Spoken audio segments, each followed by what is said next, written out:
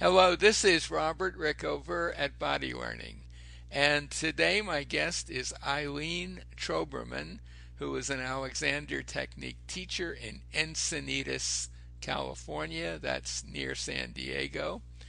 And we're going to talk today about Eileen's experience studying with the late Marjorie Barstow. She, like myself, was a student of Marge over many, many years. Eileen, welcome to the show. Thank you, Robert. So, what was your first introduction to Marge's work? My first introduction to Marge was she was coming to San Francisco to do probably do some teaching at the training school there. And I had just had, I don't know, maybe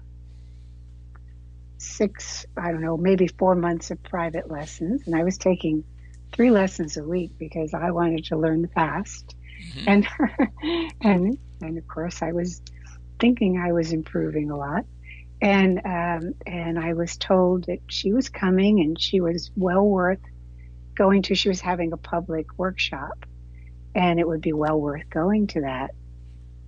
So I said, thank you, but no, thank you. I certainly very much like my teacher and I'm fine. And I think my friend ended up eventually paying for me to go, so I would go. And so I went. And I don't know, maybe there were about 30 people there, and it must have been an hour and a half, 2-hour class. And I think I was the newest person to the technique in the room. There were some people that had studied for a long time there, but mostly there were trainees and teachers, Alexander teachers. And I remember Marge going around just very lightly and easily, delicately putting her hands on people's heads as they were all sitting around in a circle. And everyone would just be so amazed. And people would say, she'd say, well, what's that like? Oh, it's so different. That's so much easier. Anyway, they were all just having these big experiences. And it came around to my turn. And I noticed nothing. And then we had our individual turns, kind of short little individual turns with her. And the same thing, people were seemingly making these big changes and commenting about how amazing it was. And for me, nothing. So I thought, they're just humoring her. You know, she's famous, they're just humoring her. And little did I know, I mean, I suppose had I been a better student, I would have known. Certainly had I been a better student, I would have known. The reason that nothing happened when she came around to work with me is because I thought, I've been taking 3 lessons a week for a few months now. I know what I'm doing. And I'm just doing what I thought was my inhibiting and directing. But of course, I was just stiffening myself and trying to feel like I was in the right position. Right. Feeling, so she couldn't do a thing with me. Right. And big a group, she didn't stop and say anything with that. She just moved on to the next person.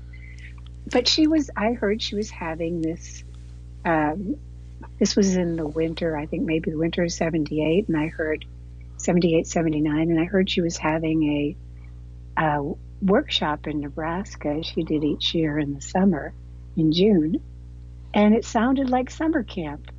It sounded like fun, and I was working hard as a waitress, and I thought, that sounds like a good way to have a little vacation. Mm-hmm. And so that June, I went out to the workshop in Nebraska for a couple of weeks, and that's where I really got the wonderful experience of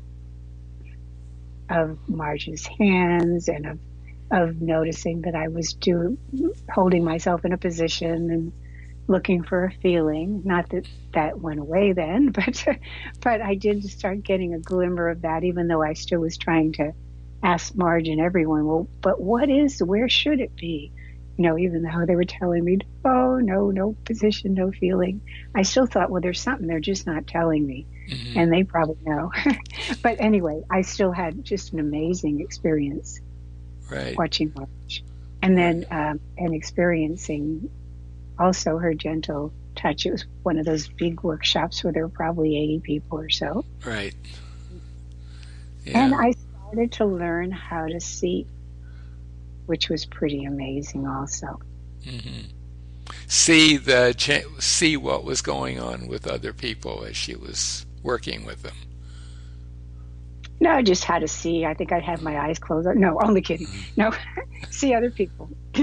um, you just see the change and to see people, see when people were tightening and pulling down and when they weren't thinking. Actually, this was all pretty gradual over the years, but I could start to see the change when she worked with somebody and see then from that, see, oh, what they were doing before, that wasn't near as easy or free or. Hmm.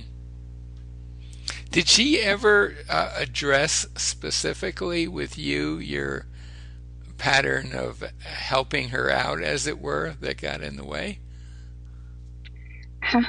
Well, yes. And um, I don't know that we call it helping her out because I was actually doing something that made it impossible for Well, her. yeah, But exactly. yes, but just doing what I thought was right. I thought, well, I've been studying now for a little bit, and I think this is right.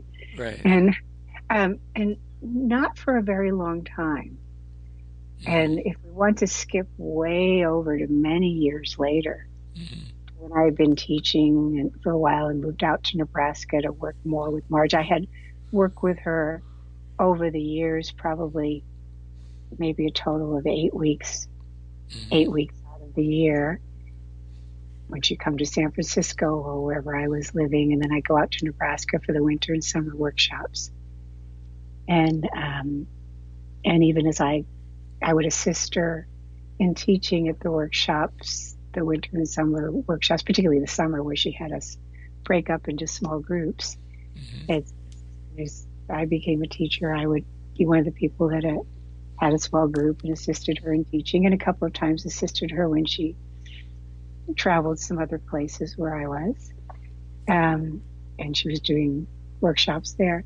But I moved to Nebraska in 1980, 1984. I had been teaching in Dallas, Texas, and I would go maybe every 2 months. I'd go to Lincoln for some event, some workshop going on. And I would notice the people who lived in Lincoln and worked with her had changed so much in those 2 months Hmm. compared to how much I changed and improved. And since I would notice this repeatedly, even though I had a very good teaching practice in Dallas, I thought, that's it. I'm moving to Nebraska. I want it better. so, so I moved to Lincoln, gave up a very good teaching practice, and moved to Lincoln without a job. Ended up getting a waitressing job, and I went to my first class at her house. She had classes, group classes, twice a week at her house, every Hmm. Tuesday and Friday from Hmm. I think 5 to 7. Yep. Yep.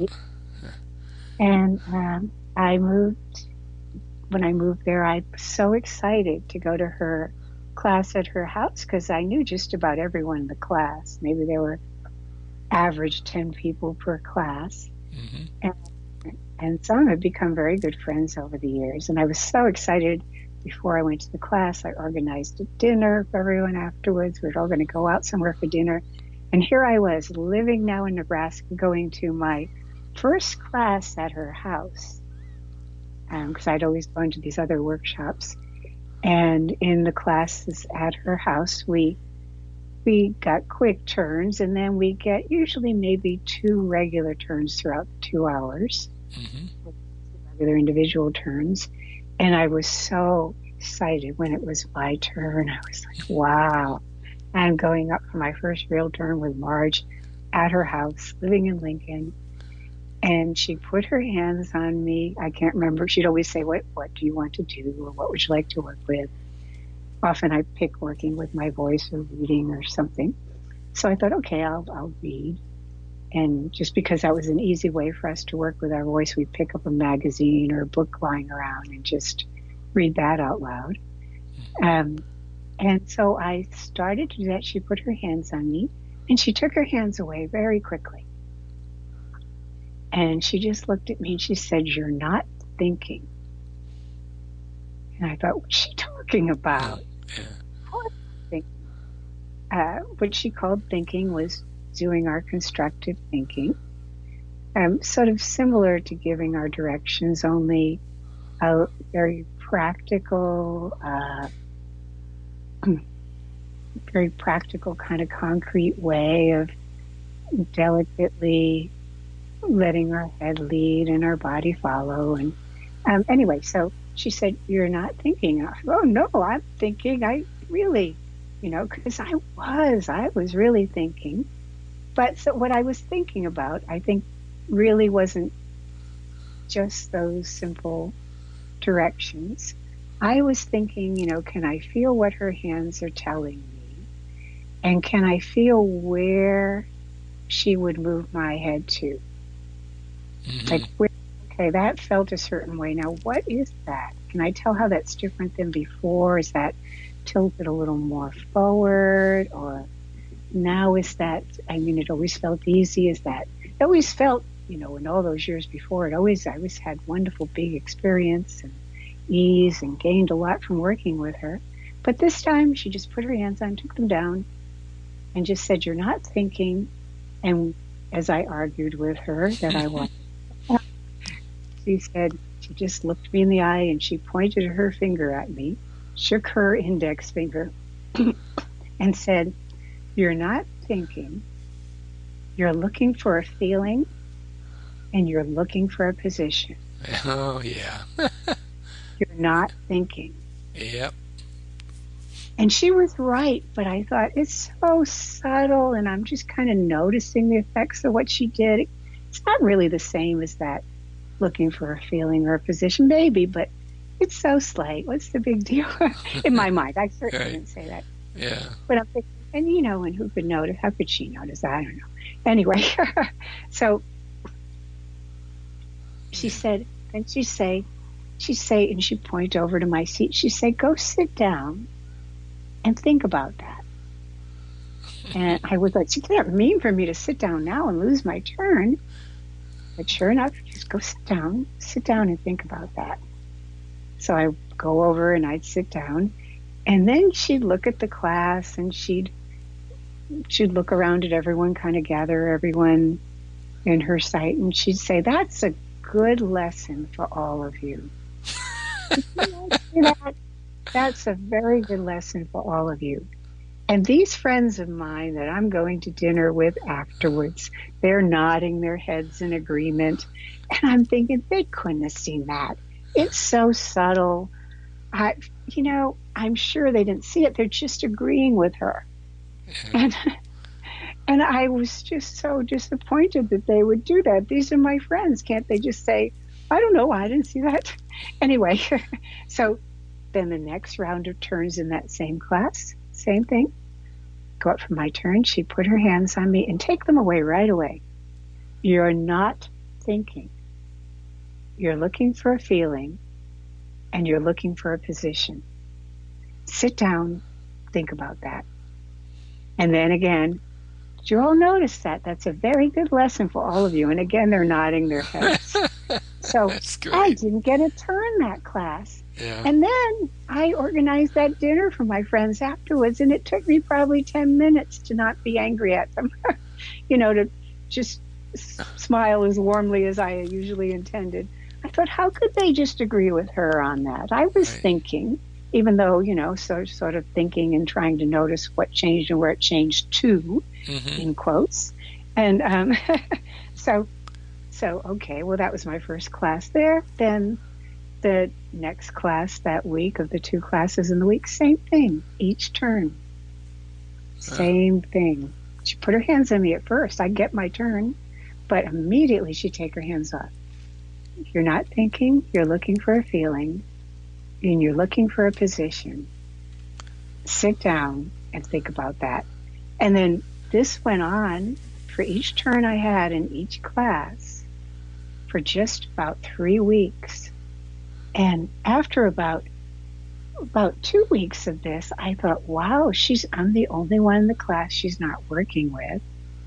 And maybe she didn't want me to move there. I was traditionally trained also. Uh, maybe about 9 months or so after I first had that workshop with Marge, and a couple of months after my first summer workshop, I went into the regular 3-year traditional teacher training program in San Francisco with Frank Ottawell and Kiara Pincus. And I thought, well, maybe she, didn't like that I did that and never could tell me, even though I knew her. I assisted her in teaching over those years. I thought, well, maybe she really doesn't like me and didn't want me to move to Nebraska and doesn't know how to tell me. That's what I thought. I would, by the middle of the second week or so, I would just go into the other room or little den and I'd cry after my lesson. I thought, wow, she probably just doesn't want me here.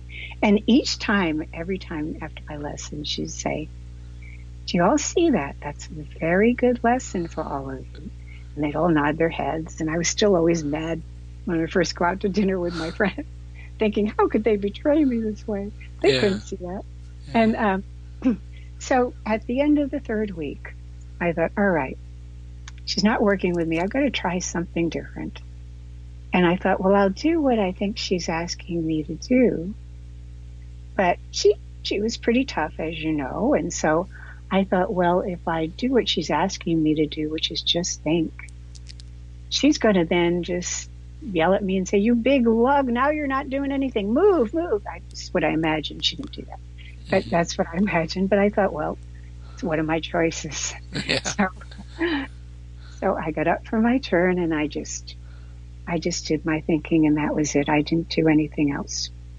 And she continued working with me.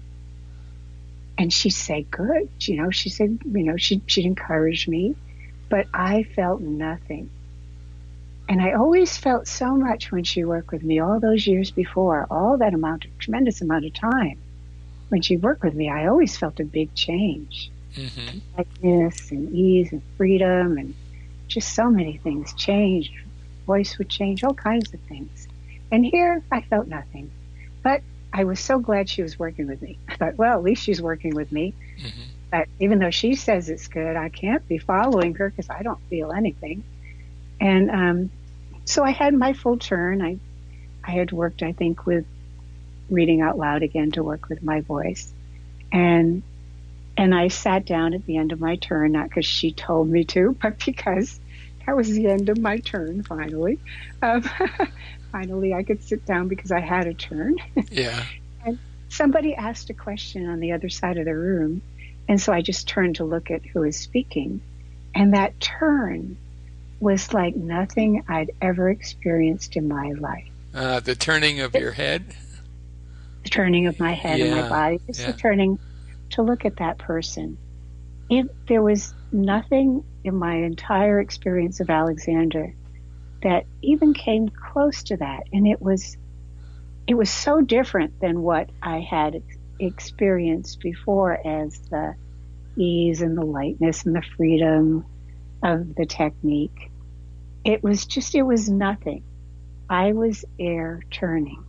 And it wasn't that feeling of light in a way. I mean, it certainly, I guess it was. Mm-hmm. But it was a feeling of nothing. No weight, nothing. Nothing, just air turning. Just the presence of turning because I decided to turn, but no sense in my body of turning. Mm-hmm. Just like I was just made of air. Mm-hmm. And it was just such an amazing sense. And then, so I finally understood. Yeah. I'm not looking for a feeling or a position because I would have, if I was looking for a feeling, I would have never gotten that feeling because that was not the feeling that I had always gotten or in the realm of the ease I had always gotten. So do you think, looking back on that if you had not been an Alexander teacher and had lots of lessons before, and you had just come to her class, with no background in the technique. Do you think that you would have had the same issue with her, or do you think that whole process of Oh, discovering what she wanted would have happened more quickly? I think discovering what she wanted, I think. Now, I don't know. I was somebody who really, even, even probably by the standards of, maybe by the standards of other people in the training, I'm not sure, but I know I was doing that a lot in the training course, but I don't think it was noticed, or it certainly wasn't commented on. Other than I knew that was a thing we were not to do, Hmm. to look for the feeling or the position. I knew that right from the start, right with my early lessons, my Right. private lessons. But I think I didn't realize that. I sort of realized on a level that I was doing that, but I thought it was so subtle and minute that I still was giving my directions, and maybe that was after my directions, or in Marge terms, I was doing my thinking. Hmm. So I think probably not as much, Hmm. but I don't know. Some of it was just me. Hmm. I, but I think I sort of, just out of my character, I thought that, once I had experienced something, that I thought, well, there was something to look for that was like that, or Right. to discover what was that, how was that different than that, Hmm. what Hmm. changed here or there. The way I was looking at it, I was checking and looking and checking. I guess Right. that's the best way I can say. Right. I was checking on it really. Right. And So I you, thought, well, that was all right. I should be able to check and notice what's right. different. But of course, then I'm not doing my constructive thinking. I'm checking on it.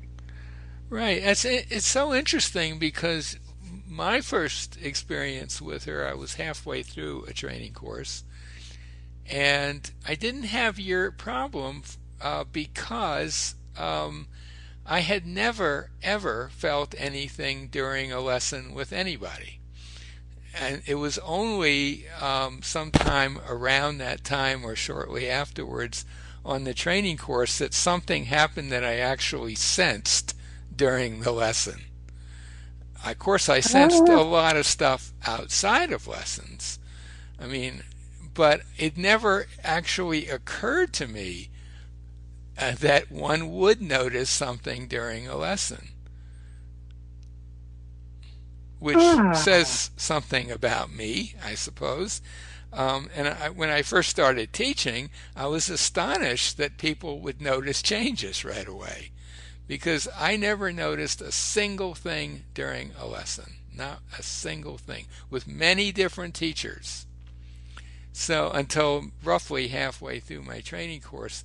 And so I didn't expect any particular feeling with Marge. I ah. and I'm trying to remember whether I actually noticed anything from her hands. I think I did, but I don't remember. But see, I did not have your issue. But I do think, from what I've seen, that sometimes people who were already teachers or who'd had lessons with other teachers would come to Marge expecting that they could somehow directly incorporate what they had earlier learned, and that Marge would sort of be an enhancer of some sort. And that's not really the way she worked. Yes, Do you, I do you understand. understand I what I'm think I saying? saw that too. I saw Yeah. that too. And It would be like, sometimes well, more of people, the same, only better. yeah, and there But, were occasions when people would leave in a huff, you know. Sometimes someone who'd been teaching many years would come and somehow feel insulted by the process. It's hard to, yeah, especially if they asked Marge for help with teaching somebody else. That was a really tricky thing to do for anybody. But it's interesting that what you explained. So something kept you going long enough to get what she was really asking you. well, I moved there. I mean, Yeah, I just gave up everything. I right, didn't have any extra money to go anywhere else, not like right, I really wanted to. Right. And it was so confusing. I thought maybe she just didn't want to work with me. So do you But think, I yeah, had moved there, so I was, she right, knew she had me was what it was, because I assisted her teaching of lots of right, different yeah, places, and she never did that before. But I'm sure she knew Eileen's not going anywhere now. I can be pretty tough. hmm, And boy, I'm going to make sure she knows what she's right. doing there. Well, or maybe she saw you as wanting to take your studies with her to a different level, and she chose a way to get you there that was a little uncomfortable at first. Yes, yeah. And I know what also know what you're saying about. I had seen numbers of times with her working with other people, maybe not all other people with a traditional background, but some others. And I've seen her point out something like saying, "Well, what are you thinking?" And maybe I'm inhibiting. And Hmm. I'm like, "No, you're just stiffening." Right. And One of her favorite those people phrases. never come back. Yeah, that's the thing. Some But she people would didn't know take what it. she was talking about. Yeah. Yeah. Some people would take that her feedback as an insult. Yes. That's what I Yeah. saw occasionally.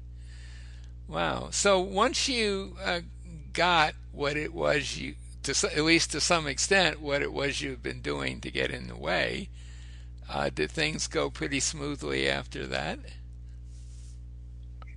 I certainly always watch for checking on something, or I always try and keep a, a watch on my thinking, that I'm not trying to see the result. Hmm. I mean, Right. I notice the results just because they show up, but Right. still watch. Certainly, I still work with that. And gaining, and And gaining. gaining. I think I will work with end gaining all Yeah. my life. So she saw that you were end So at gaining. different levels, She, different yeah, alignments. exactly. That's and in a way, her teaching helped me to kind of get started on a lifelong process of understanding just how subtle end gaining can be.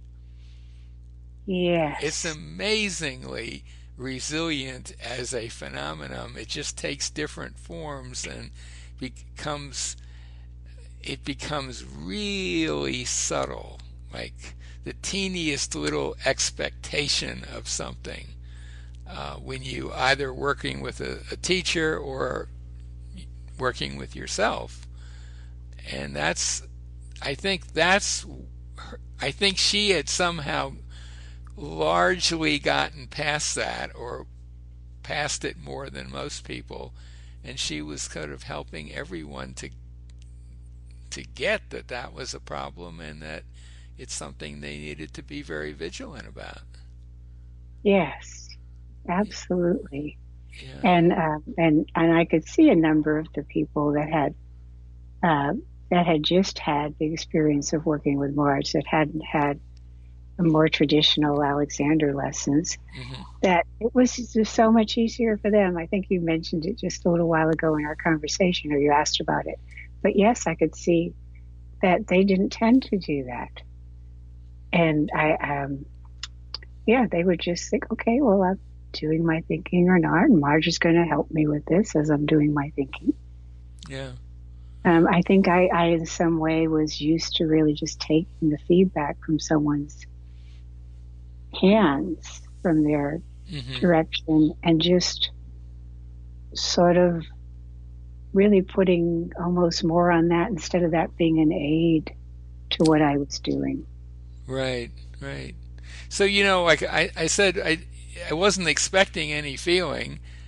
I do believe I did get some physical sensations from her hands, but and I remember thinking that this way of teaching that she was doing, which was quite different from anything I'd ever seen, was was very powerful. I got that. I spent about a day or two questioning her on her specific directions and how they seemed to go against what I had learned in England, or was learning in England. But once I got past that, which didn't really take that long, I just got that she was operating on, to me, what seemed like a higher level than anyone I'd ever encountered. And I realized, she would be my main teacher at that point. Yeah, I think that first, when I went out for that first summer workshop before I started the training, I Right. realized it then. Uh-huh. And so I'd always had both her way of talking about it and thinking about it, not always, but really from close to the start of my study, Mm-hmm. and the traditional, even though I started maybe a few Right. months ahead with the traditional style. Mm-hmm. So I'd always was sort of balancing both during my training. Mm-hmm. Right. Um, So, yeah, again, looking back on all of that stuff with Marge, I do remember sitting in her living room once, long after I had moved to Lincoln, and or a year or two after, because I moved there in 1990. So sometime in the 90s, being at one of her classes and looking around and thinking, if the me who had taken his first Alexander lessons back in the 70s had showed up in this, somehow shown up in her house, and was looking around himself, I don't think I would have had a clue what was going on. I probably wouldn't have felt much from her hands, and I certainly didn't see anything. I wouldn't have seen anything. And the whole thing, I think, would have struck me as being crazy. It's just in mm, retrospect. So, in a way, I probably got the teacher I needed at the beginning, who basically just zapped you with his hands, and no explanation, no directions, no nothing. You just come for a lesson and get zapped. And I had all these experiences outside of lessons that validated that. And that's what I figured was how it worked with Alexander, you know? yeah, yeah. I think, if I had just started with her, I think I wouldn't have looked for the feeling so much in the position.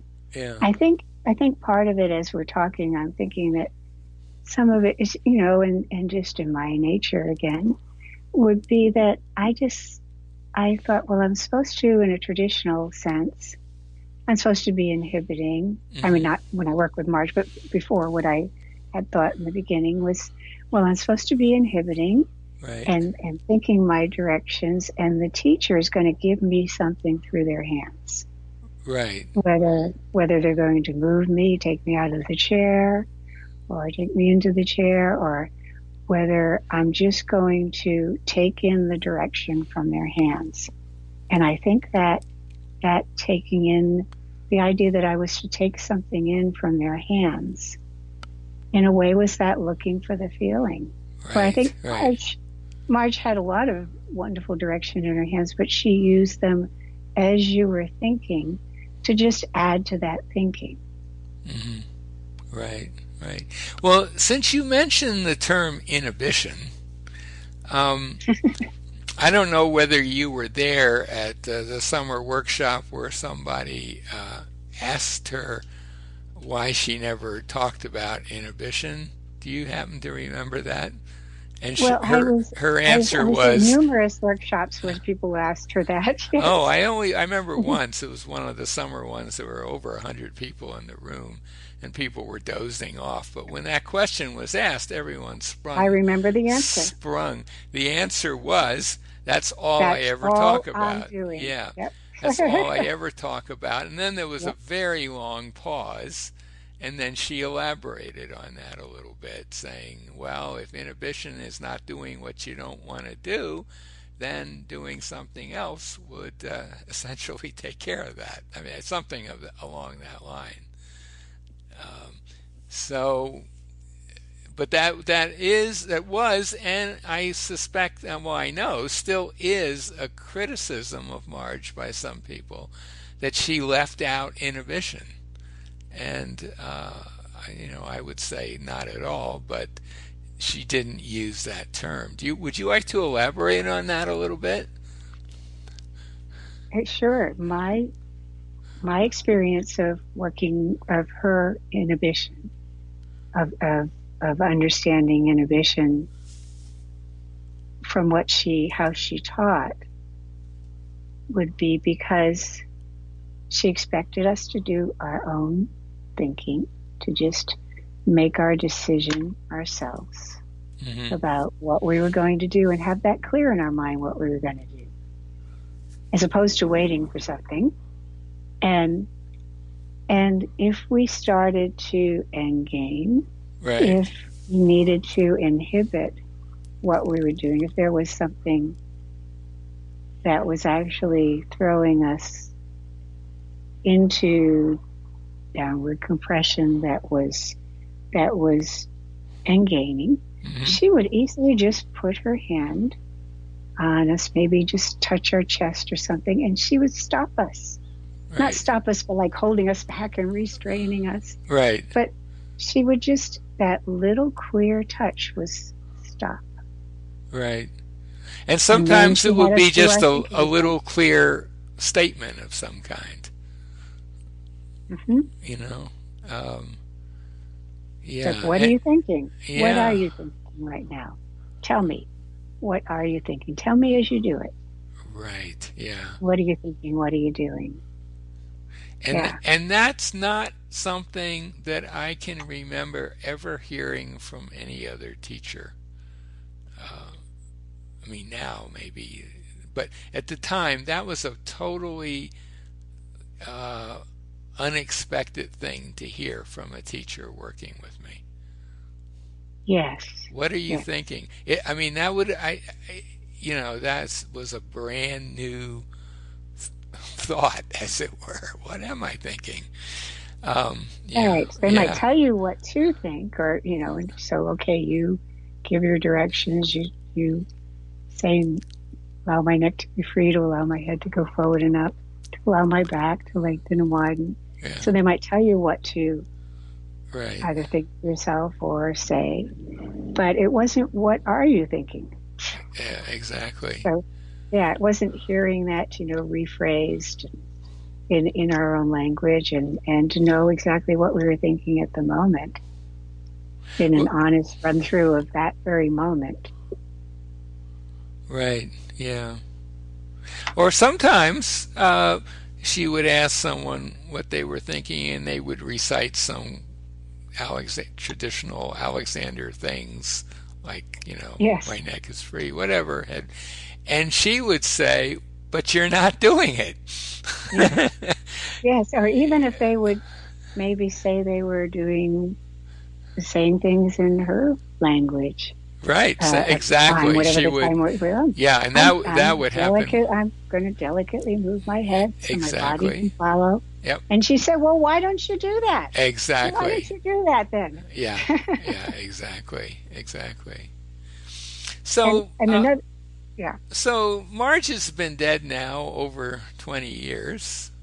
Um, what do you, looking back on your time with Marge and what you learned and what you know about other styles of other types of Alexander teaching, what would you say was her what's her legacy in the Alexander world? Oh my gosh, Uh, legacy. I'm not sure. well, that's a I mean, I big know. word, Yeah. but what is it that what did Marge bring to the How is work? that different? How is that different? Yeah, what did she bring to Alexander technique teaching that really hadn't been there very much before, and that then that continues in some form today? I think there's plenty to say about that and what continues in terms of the people that worked with her and the people that teach influenced by that. Hmm. But as far as what continues in people that didn't have that wonderful opportunity to work with her and to learn through that, I think what one of the bigger things that continues is Hmm. working in groups. Hmm. Right, right. Teaching. I remember I remember the arguments and Oh my argument God, yes, yeah. writing, the booklets that Hmm. we would get that just argued about. It was it Alexander's, uh, you know, do you do exactly what he did with his hands and exactly what he did in terms of the setup of teaching? Right, right. Or is it his principles that he wrote about and said, this is what I set down this is what I did to do what I do Mm-hmm. in the use of the self and in Mm-hmm. his other books. So I remember all those, at that time, people thought, no, you can't teach in groups. That's not the Alexander technique. Yeah. And Yeah. now that's very widespread. I don't know that there are many people that think that's not okay. I think there's still some, but we're talking in 2018. Now, when I was on my training course in England, say around 1980, I remember a stat meeting that was an incredibly contentious stat meeting where teachers argued about group teaching, and it got very nasty. Very, very nasty. And the kind of group teaching they were talking about was things like little courses in the country that would go for a few days and several people would be there, and there might be something else besides Alexander, like Tai Chi or horseback riding, who knows. And there were an awful lot of teachers that thought that was just horrible and were really very strong in that opinion. I don't think you find that as much, that level of anger about group teaching today, but and I think probably Marge's work went some way in lessening that over the years. Yeah. Anything else? How about I self? just want to Yeah. go Go ahead. ahead. Go ahead. I Yeah. just want to say about group teaching that at least in the people that I've talked to that have just the traditional background, Mm-hmm. they would love to learn Mm-hmm. about teaching groups. They Uh, want to learn. How Younger do you do students that? today, younger teachers Not today, just younger, absolutely, not or just yeah, younger. older, younger, everyone. Yeah. Yeah. Right. So, okay, Right? so group teaching, that's a big legacy. We should mention, though, that Alexander taught the first group Alexander class in the 1890s, 20 people, and declared it a success. I think Alexander, that wasn't the way he really was that interested in teaching, but it wasn't like Marge was the first person to teach in groups, but she was certainly the first person to teach in groups almost exclusively, and very large groups at times. Yeah, Yes, the size of the group. the But I size think was there. I if you would look say at training courses, they're there. Well, yeah, I group mean that class. was the awkward part of that earlier conversation, but I wonder what you would make of this. I mean, I think that the group thing, what the group's teaching was a major contribution of hers, and that's why I originally came out to Nebraska, because I heard she did it, and I was curious how she did it. But I would say that another legacy of hers is really getting her students to think for themselves without a teacher being around. I don't know about you, but when I get new students who have had lessons elsewhere, one of the first things I'll ask them is, do you use Alexander directions? And not all of them even remember the term directions, and those who do generally think of them as something that a teacher might use during a lesson, but not something for them. And I've met very few students from other teachers who for whom it ever occurs that directions are something they can use whenever they want to. Is that? I don't know if I've had that experience, Mm-hmm.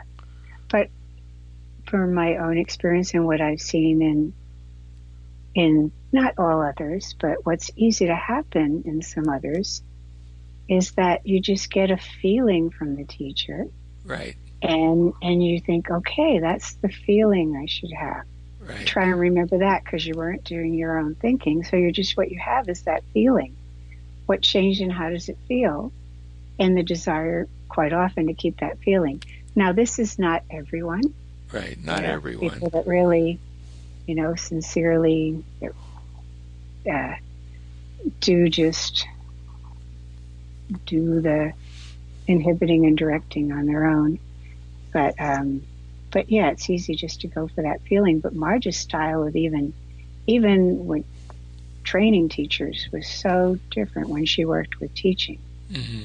And of course, she didn't have a training course. She didn't want to have to do that 5 days a week, 3 hours. She didn't want to have to do that. She traveled a lot, but she would be very happy to work with people with teaching if they asked. And she'd take them, as you know, I'm not telling you anything new with this, but for everyone listening, uh, she would she would take them where they were with that. Hmm. So depending on whether they were already if they had a lot of experience working with teaching or just a little, Hmm. she would only give them as much as they could do clearly without zoning out on Hmm. their own. And she was tough on some. Oh my gosh, I remember her taking my hand down one time and slapping it Yep. because why are you tightening your wrist like that? She slapped it. Yep. Yep. When you worked with teaching with Marge, it was not similar to how it is in a training course. It was tough. It was She was, tough. she was exacting in terms of presence, not exacting in terms of what you do. In fact, she liked you to be creative and to do what you do according to what the student needs to learn and how they're responding. Right. But she was exacting in that you stayed present in your own constructive thinking. Hmm. You observed your students' constructive thinking. Hmm. You Yep. used their hands to aid them in their constructive thinking.